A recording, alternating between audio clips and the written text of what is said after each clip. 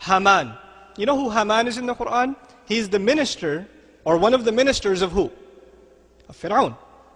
Haman is mentioned in the Quran about 6 times.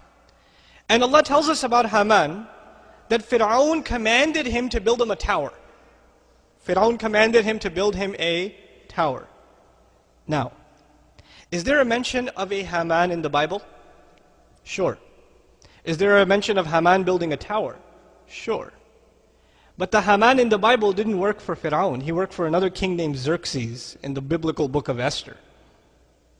So the biblical Catholic scholars in the 1600s, who were first getting into Orientalist studies, Islamic studies, they looked this thing up in the Quran and said, aha, we found a mistake in the Quran. Look, they're talking about Haman working under Firaun, while the book of Esther tells us that Haman worked under the king named Xerxes 1,000 years after the Pharaoh in Babylon, not even in Egypt, and he built them a tower. You ever heard of the story, the Tower of Babylon? So they challenged the historical integrity of the Quran. Ma'adallah, they said from the disbeliever's point of view, oh, Muhammad must have plagiarized it from a priest and made a mistake because he mixed up the story of the Tower of Babel, right? And the story of Xerxes with the story of the Pharaoh, and he's confused between the two of them. That's what he did. Misquotation in the Quran. What's really interesting is, in the late 1800s, the Catholic scholarship, the body of Catholic scholarship, unanimously denied the book of Esther as a valid source of history. The Jewish encyclopedia even now tells you the book of Esther has no historical value.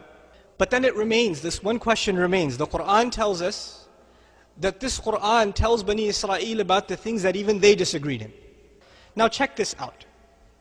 You know Maurice Bucaille is a famous Muslim who wrote Bible, Quran and science? Before he got into that subject, he was a historian. He wanted to study Islamic history.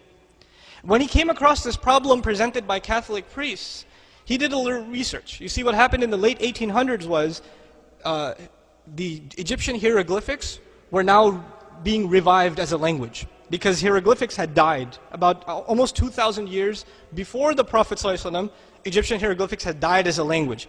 And they were revived by German and French scholars. The study is called Egyptology. They traveled to Egypt, they studied the hieroglyphics, and they developed a scheme of spelling those images and turning them into pronounceable words and all this stuff. Okay? It started about 120, 130 years ago. So they got into this study, and they made documentations of who the ministers that are mentioned in the documents of the Egyptians, what their roles were, etc., etc. Maurice travels to France, goes to an Egyptologist and asks him, by the way, in your records, did you see any name Haman?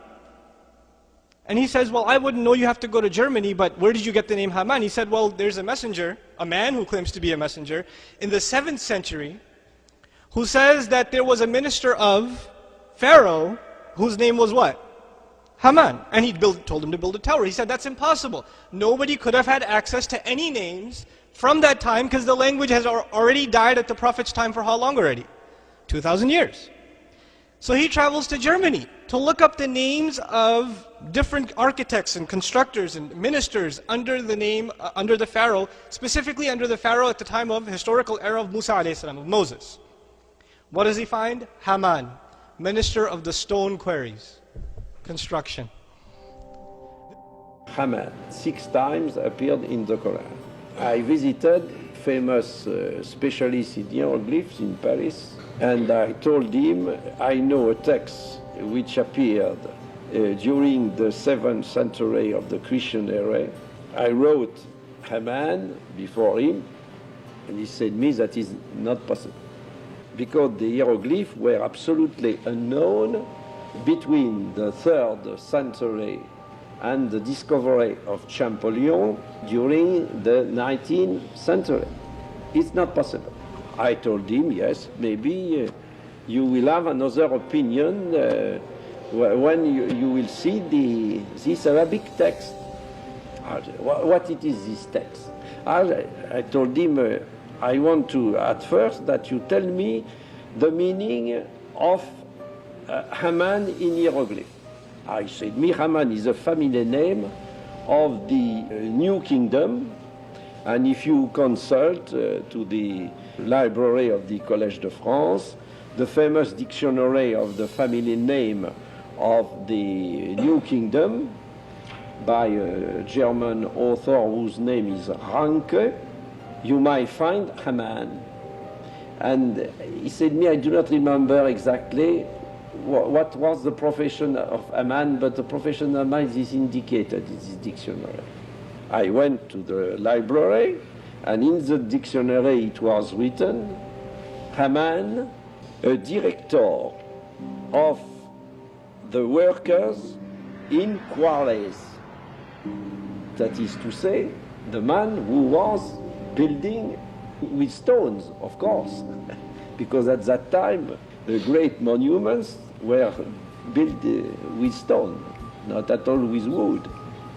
And so that you have in this dictionary the name of Haman.